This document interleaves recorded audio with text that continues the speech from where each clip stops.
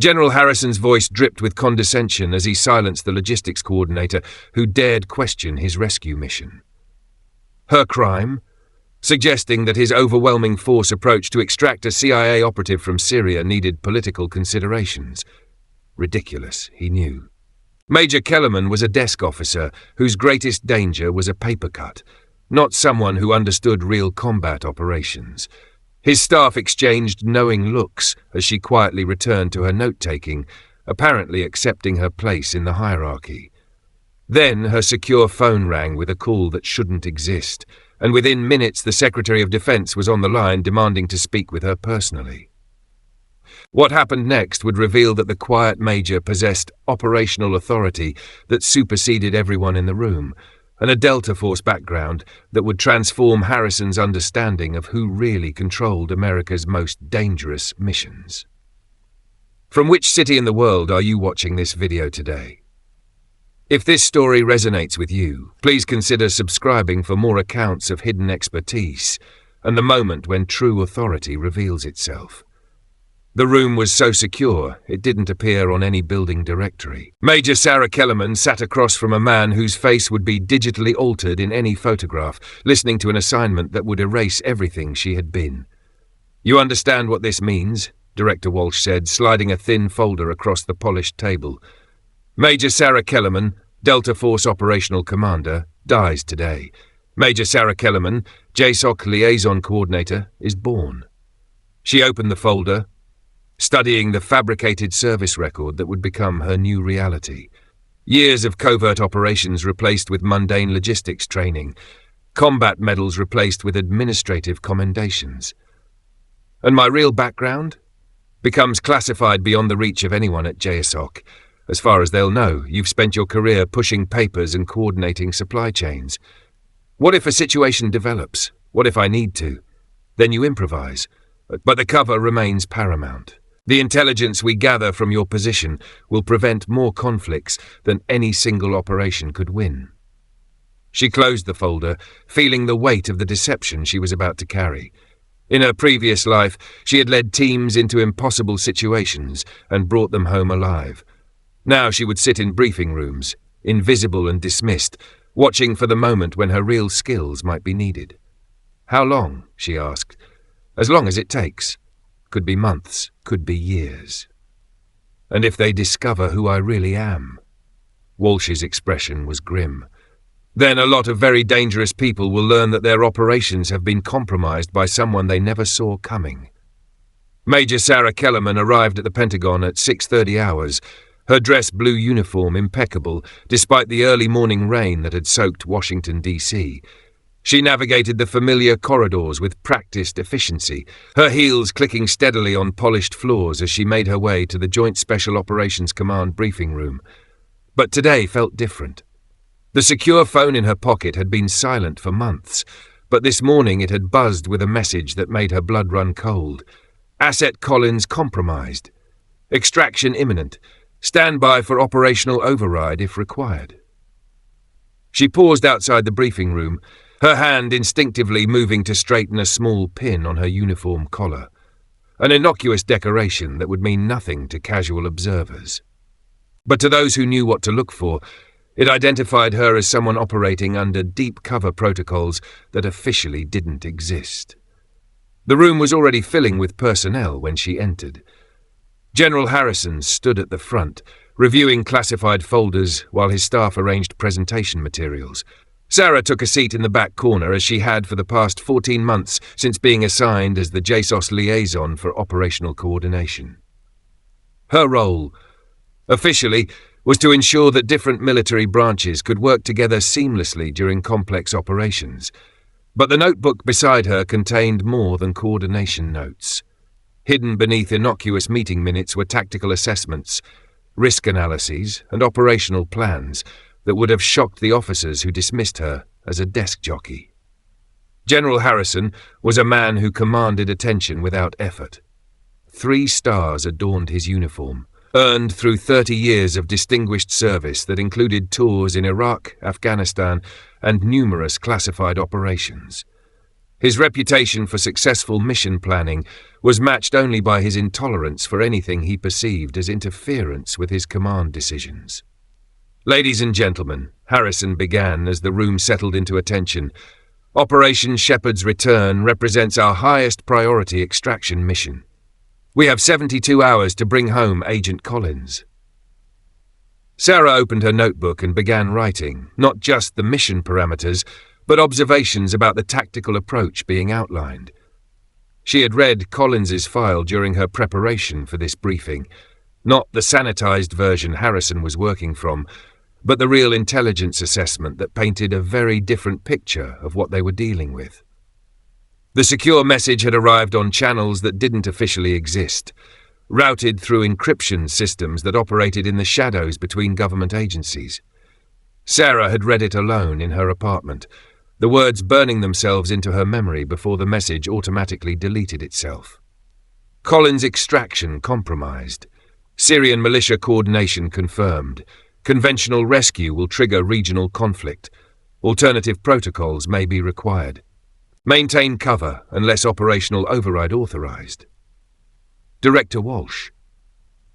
She had stared at the blank screen for a long time, understanding that her months of invisible observation might be about to end. Collins wasn't just any CIA operative. He was the key to understanding weapons trafficking networks that threatened American interests across 3 continents. His capture had been a catastrophic intelligence failure. His rescue could either be a strategic victory or a geopolitical disaster, depending on how it was handled. Harrison activated the room's main display, showing satellite imagery of a compound nestled in mountainous terrain. Intelligence indicates Collins is being held here, approximately 40 kilometers southeast of Aleppo. The facility houses an estimated 60 to 80 hostile combatants with access to heavy weapons. Sarah's pen paused on her notebook. The intelligence Harrison was presenting was 3 days old and based on single-source reporting. The real situation was far more complex, involving 3 separate militia groups that had formed an unlikely alliance around Collins's capture. Colonel Matthews, the operations planning officer, leaned forward. "Sir, what's our insertion method?" "Direct assault," Harrison replied without hesitation. 2 companies of Rangers, supported by Apache helicopters and A-10 ground support. We overwhelm their position, extract Collins, and exfiltrate before enemy reinforcements can respond.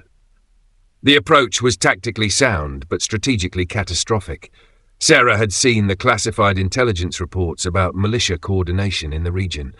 A large-scale American military operation would trigger responses that could destabilize the entire area for months.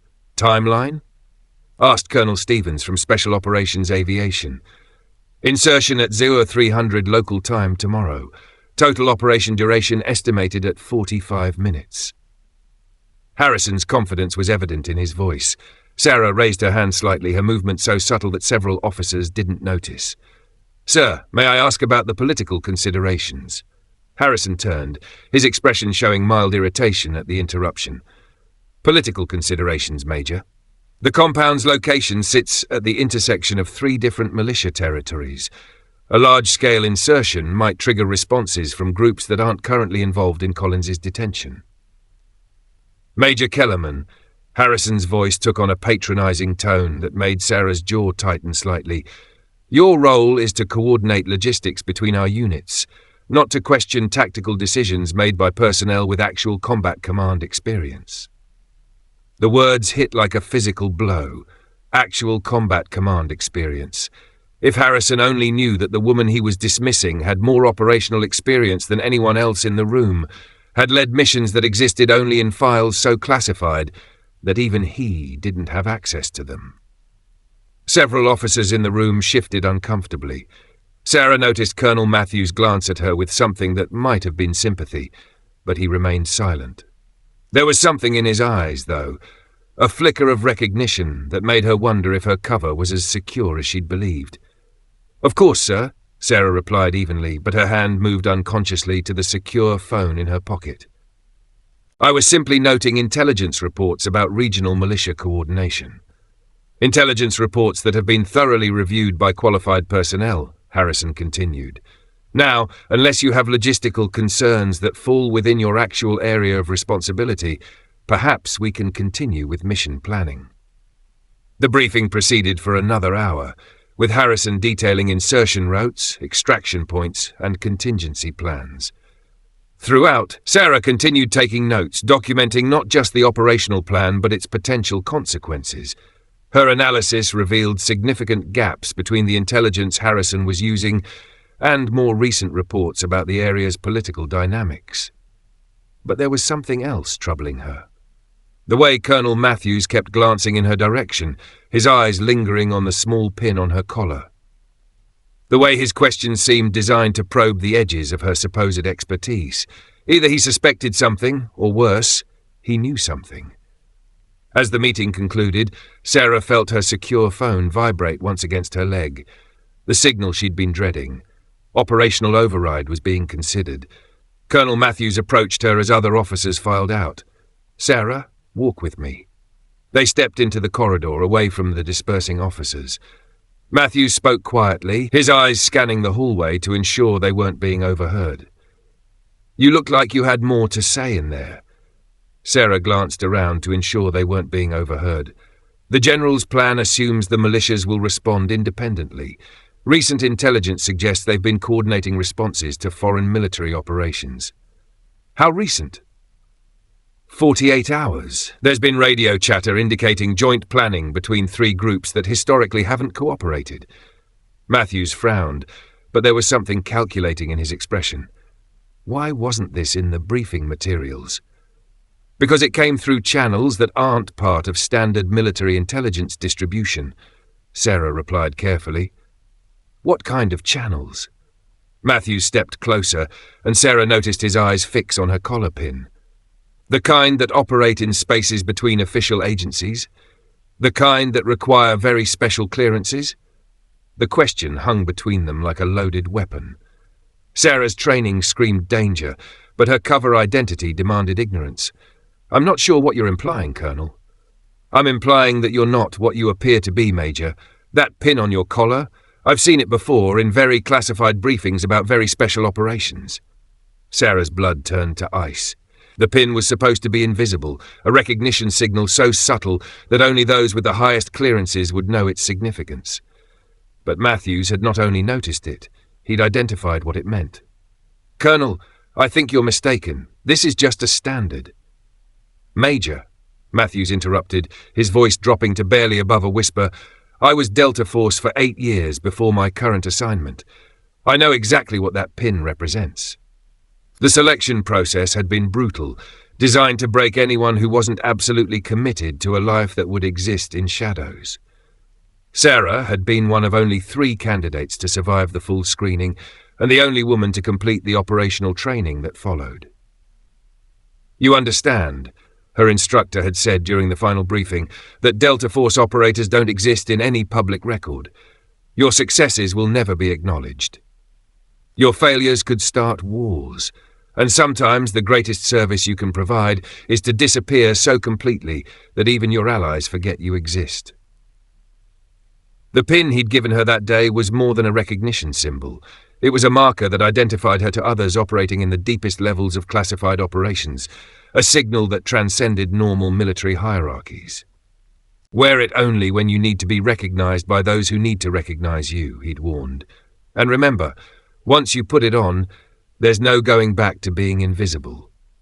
"Colonel," Sarah said carefully, "I think there's been a misunderstanding." But Matthews wasn't buying it. "Major, your personnel file shows logistics training at Quantico, but your tactical observations in that briefing came from someone who's seen real combat, someone who's planned operations, not just coordinated supply chains." Sarah felt the walls of her carefully constructed cover beginning to crumble.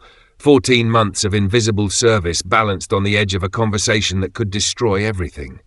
"I don't know what you think you know, but I think," Matthews interrupted, "that Operation Shepherd's return is about to become a lot more complicated than General Harrison realizes." Before Sarah could respond, her secure phone buzzed twice in rapid succession. The signal she'd been dreading. Operational override authorized.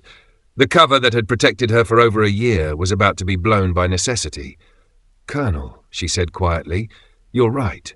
This is about to become very complicated." The secure communication came at 2100 hours, arriving on equipment that officially didn't exist. Director Walsh's face appeared on the encrypted video link, his expression grim. "Sarah, the Collins situation has deteriorated. Syrian militia forces are coordinating with Iranian advisors. A conventional rescue attempt will trigger a regional incident that could destabilize our entire Middle East strategy. Sir, General Harrison is committed to the direct assault approach. He won't listen to alternative suggestions from a logistics coordinator." "Then don't suggest. Implement." Walsh leaned forward. "You're authorized for full operational override as of 0530 hours tomorrow. The Secretary of Defense has been briefed. Harrison's mission becomes yours the moment you choose to exercise that authority." Sarah felt the familiar rush of anticipation mixed with dread. For 14 months, she had been invisible, gathering intelligence and assessing threats without anyone knowing her true capabilities. Tomorrow, that invisibility would end. "What about my cover?" "Blown the moment you take operational control, but Collins's intelligence is worth more than your deep cover assignment." Walsh paused.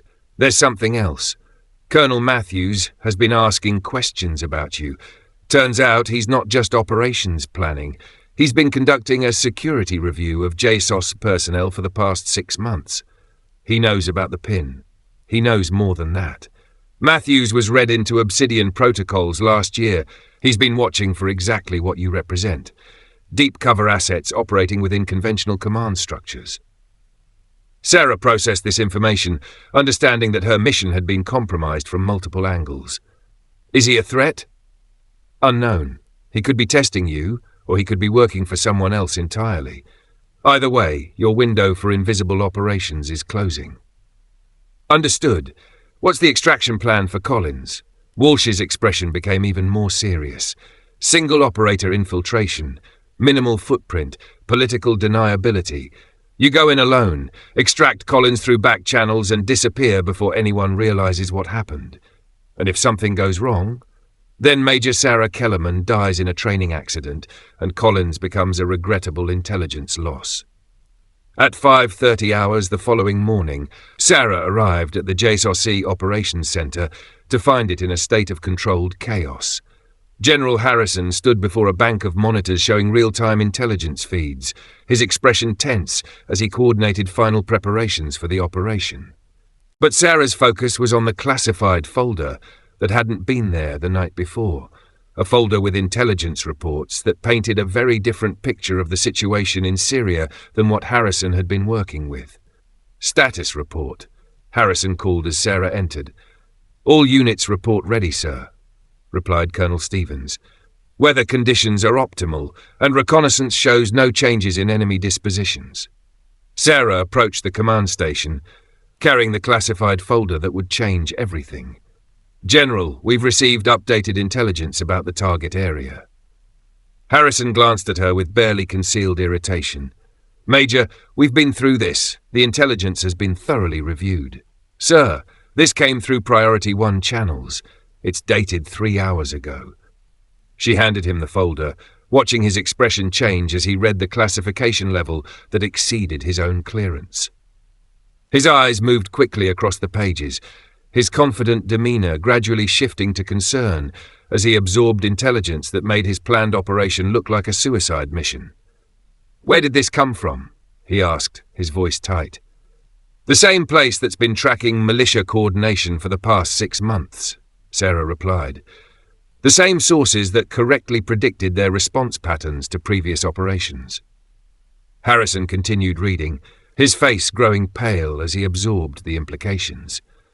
The intelligence painted a picture of coordinated militia response that would turn a simple extraction into a multi-front engagement involving hundreds of fighters and potentially triggering Iranian military intervention. "This changes the tactical picture significantly," Colonel Matthews observed, reading over Harrison's shoulder. But there was something in his voice. Not surprise, but confirmation of something he'd already suspected. "It changes everything," Harrison admitted quietly. He looked up at Sarah, and for the first time she saw uncertainty in his eyes. "What's your assessment, Major?" "The direct assault approach will likely trigger exactly the response we want to avoid," Sarah said. "But there's an alternative." Before Harrison could respond, Sarah's secure phone rang, the call she'd been expecting since receiving her operational authorization. She answered with a simple acknowledgement, listened for 30 seconds, then ended the call. "Sir, the Secretary of Defense is on line 1 for you." Harrison's face went ashen. Calls from the Secretary at this hour typically meant that operations had been compromised or cancelled. He moved to the secure communication station and lifted the handset, unaware that his career was about to take a turn he never saw coming. "This is General Harrison." "Yes, sir. I understand." "No, sir. Yes, sir. She's here now." He hung up and turned to face Sarah, his expression a mixture of confusion and dawning realization. The confident general who had dismissed her expertise less than 24 hours ago now looked like a man who'd just discovered he'd been playing chess while his opponent was playing an entirely different game. "Major Kellerman, the Secretary would like to speak with you." Every eye in the operations center turned towards Sarah as she moved to the communication station. She could feel the weight of their attention, the collective realization that something fundamental had just shifted in the room's power dynamic. She lifted the handset with calm precision, her voice carrying an authority that hadn't been there before. "This is Major Kellerman." "Yes, sir." "Understood." Implementing immediately. When she hung up and turned to face the room, the transformation was complete. The desk officer who had been dismissed and ridiculed was gone, replaced by someone whose presence commanded immediate attention. "All personnel, we're implementing Alternative Protocol 7. General Harrison retains tactical command, but operational parameters are being modified based on updated intelligence assessments." "What's Alternative Protocol 7? Colonel Stevens asked, his voice betraying confusion and growing alarm. "Single operator insertion," Sarah replied. "Minimal footprint, political deniability, extraction through non-military channels." Harrison stared at her, the pieces finally falling into place. "Who's the operator?" "I am." The operations center fell silent. Every eye was fixed on the logistics coordinator, who had just announced she would be conducting a solo rescue mission in one of the most dangerous regions in Syria. "Major," Harrison said carefully, his voice barely steady, "what exactly is your background?" Sarah moved to the main display and began entering commands that accessed intelligence systems Harrison hadn't known existed. Satellite imagery updated in real time, showing movement patterns around the target compound that weren't visible through standard reconnaissance. Her fingers moved across the controls with the precision of someone who had used these systems countless times before. "Delta Force, 7 years," she said without looking up from her work. "Specialized in single-operator infiltration and extraction. 43 successful missions across 7 countries before reassignment to coordination duties." The room erupted in barely contained shock. Officers who had dismissed her as a desk jockey now stared at her with expressions ranging from disbelief to awe. "Reassignment, why?" Matthews asked, but there was something in his voice that suggested he already knew the answer. "Because sometimes the most effective operators are the ones nobody suspects," Sarah replied, turning to face the room. "General, your assault plan would save Collins but potentially destabilize the entire region. My approach saves Collins and maintains strategic balance." Harrison studied the intelligence displays Sarah had brought online, seeing details about the compound and surrounding area that went far beyond anything his staff had been able to provide. Real-time surveillance, detailed structural analysis, and threat assessments that painted a complete picture of what they were truly facing. "What do you need?" he asked, his voice subdued. 12 hours, 1 support asset for extraction, and complete operational autonomy until Collins is recovered. And if something goes wrong?" Sarah's expression didn't change, but her voice carried the weight of someone who had faced impossible odds before. "Then you've never heard of Alternative Protocol 7, and Major Kellerman died in a training accident." Over the next hour, Sarah transformed from a staff officer into something else entirely. Her dress uniform was replaced by civilian clothes that would allow her to move through Syrian territory without attracting attention. Her equipment was minimal but sophisticated. Communications gear that would work anywhere in the world, weapons that couldn't be traced to American sources, and documentation that would withstand scrutiny from multiple intelligence services. As she prepared to depart, General Harrison approached her privately, his earlier arrogance replaced by something approaching humility. "Sarah, I owe you an apology." "No, sir, you don't. Your approach would have worked tactically. It just would have had consequences we couldn't accept strategically." "How long have you been embedded in my command?" 14 months, she replied, checking her equipment with practiced efficiency, monitoring for exactly this kind of situation. Harrison processed this information, understanding that his every decision had been observed and assessed by someone whose qualifications dwarfed his own. "Other commands have people like you? People like me exist wherever strategic decisions intersect with tactical operations," Sarah said. "Most of the time, we're invisible. Today was different. Will I see you again?" Sarah secured her equipment bag, her movements revealing years of operational experience that no amount of acting could fake. "If you need to, sir, you won't know it." As she prepared to leave, Colonel Matthews approached, his expression unreadable. "Major, that security review I've been conducting? You were always on the list." Sarah turned to face him, no longer hiding behind her cover identity. "And your conclusion?" "That whoever embedded you here knew exactly what they were doing." Matthews extended his hand. "Good hunting."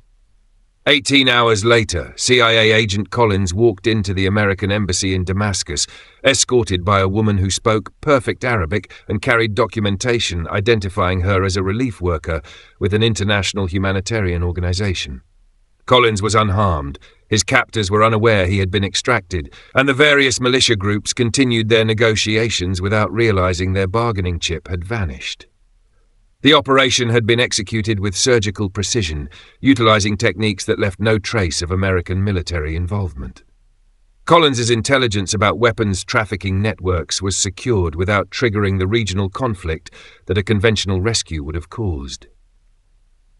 General Harrison received a brief text message on his secure phone. Package delivered. Coordination duties resumed. But when he returned to the Pentagon the following week, there was no Major Sarah Kellerman at her usual position in the corner of the briefing room. Her desk had been cleared out, her access badges deactivated, and her personnel file showed a routine transfer to administrative duties, location classified. During a brief break in JSOC planning sessions, Harrison found himself studying the new liaison officer who had replaced Kellerman. Young, male, clearly inexperienced in anything beyond basic logistics coordination. When he asked about his predecessor, the young officer looked confused. "Sir, according to my briefing, this position has been vacant for several months due to organizational restructuring." Harrison nodded and filed away his questions. Some people, he had learned, moved through the military system like ghosts, appearing when needed and vanishing when their work was done. The most effective guardians, he now understood, were often those who asked for no recognition and left no traces.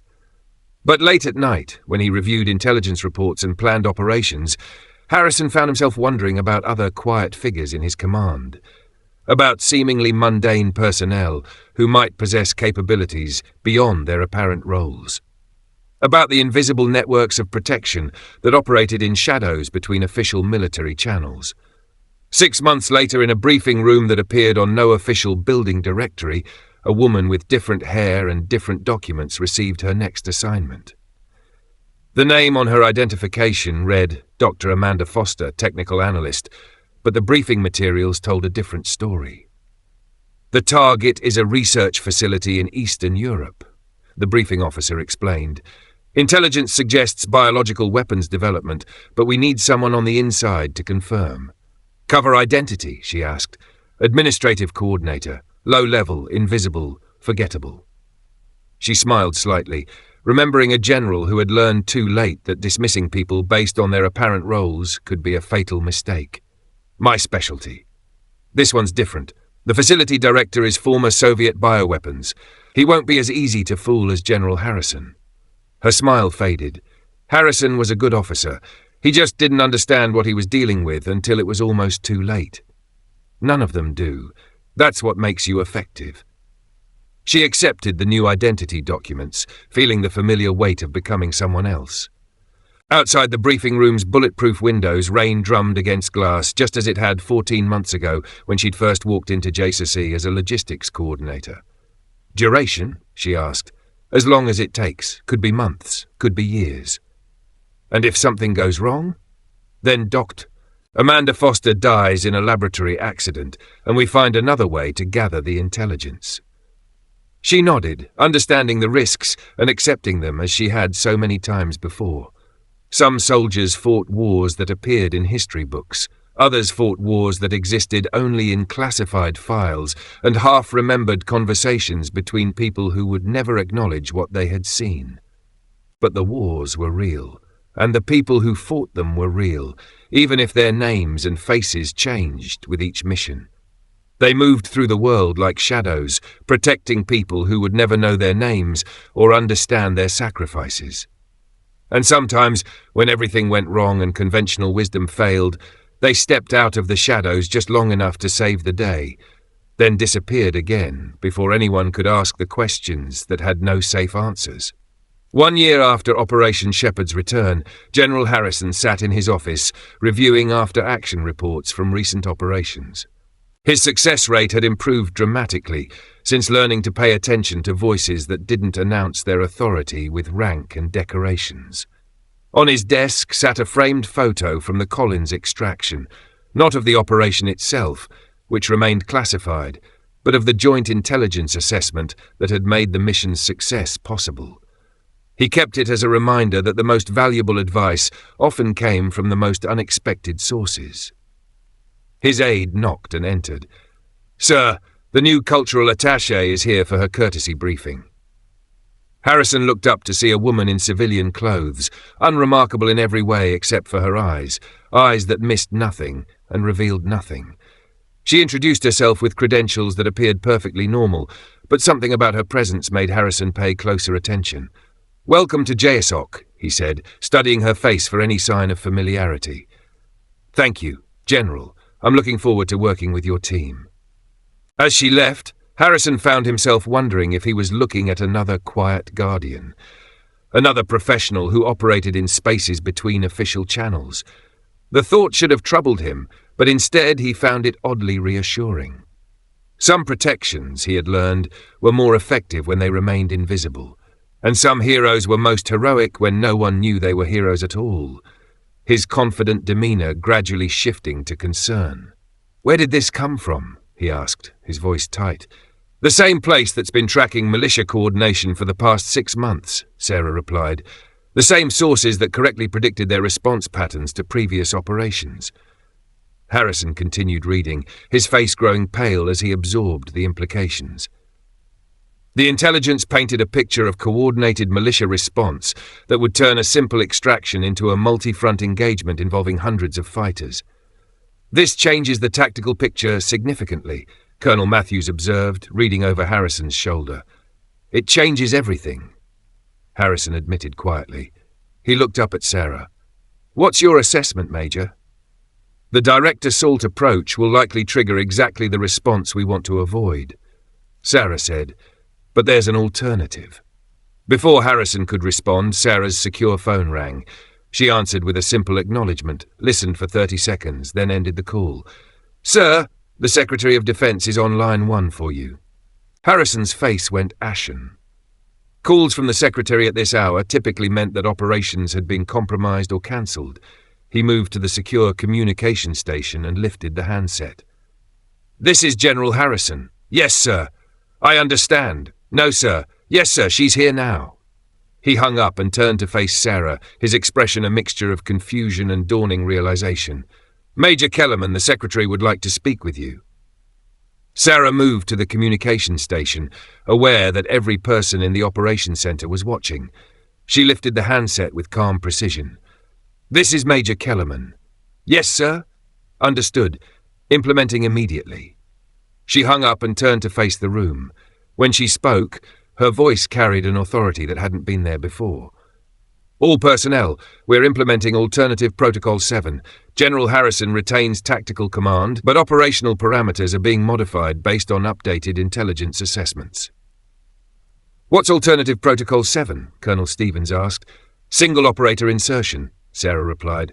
Minimal footprint, political deniability, extraction through non-military channels. Harrison stared at her. Who's the operator? I am. The operations center fell silent. Every eye was fixed on the logistics coordinator, who had just announced she would be conducting a solo rescue mission in one of the most dangerous regions in Syria. Major, Harrison said carefully, what exactly is your background? Sarah moved to the main display and began entering commands that accessed intelligence systems Harrison hadn't known existed.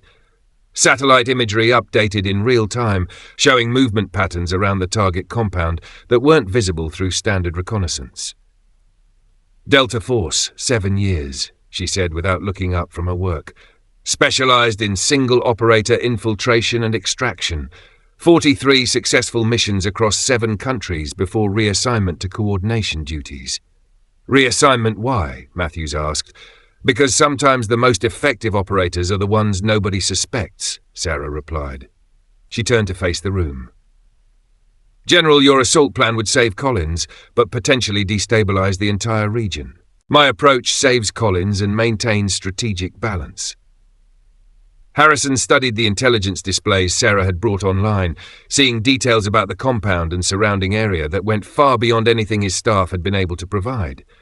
What do you need? He asked. 12 hours, 1 support asset for extraction, and complete operational autonomy until Collins is recovered. And if something goes wrong? Sarah's expression didn't change. Then you've never heard of Alternative Protocol 7, and Major Kellerman died in a training accident. Over the next hour, Sarah transformed from a staff officer into something else entirely. Her dress uniform was replaced by civilian clothes that would allow her to move through Syrian territory without attracting attention. Her equipment was minimal but sophisticated. Communications gear that would work anywhere in the world, weapons that couldn't be traced to American sources, and documentation that would withstand scrutiny from multiple intelligence services. As she prepared to depart, General Harrison approached her privately. Sarah, I owe you an apology. No, sir, you don't. Your approach would have worked tactically. It just would have had consequences we couldn't accept strategically. How long have you been embedded in my command? 14 months, she replied. Monitoring for exactly this kind of situation. Harrison processed this information. Other commands have people like you. People like me exist wherever strategic decisions intersect with tactical operations, Sarah said. Most of the time we're invisible. Today was different. Will I see you again? Sarah secured her equipment bag. If you need to, sir, you won't know it. 18 hours later, CIA agent Collins walked into the American embassy in Damascus, escorted by a woman who spoke perfect Arabic and carried documentation identifying her as a relief worker with an international humanitarian organization. Collins was unharmed. His captors were unaware he had been extracted, and the various militia groups continued their negotiations without realizing their bargaining chip had vanished. General Harrison received a brief text message on his secure phone. Package delivered. Coordination duties resumed. When he returned to the Pentagon the following week, Major Sarah Kellerman was at her usual position in the corner of the briefing room, taking notes on logistical coordination requirements. Her uniform was impeccable, her demeanor professional but unremarkable. During a brief break in the proceedings, Harrison approached her. Major, excellent work on the Collins extraction coordination. Thank you, sir. Just doing my job. Indeed. Harrison paused. I've been wondering, what other capabilities does your office provide? Sarah looked up from a notebook, her expression neutral. Whatever capabilities are required, General. Most of the time, that's logistics coordination. And the other times? The other times, sir. You don't need to know. 3 months later, when Harrison faced another impossible operational challenge, he found himself looking at the quiet major in the corner of his briefing room with new understanding. Some problems, he had learned, required solutions that didn't appear in any military manual. And sometimes the most qualified person to implement those solutions was the one everyone assumed was just taking notes.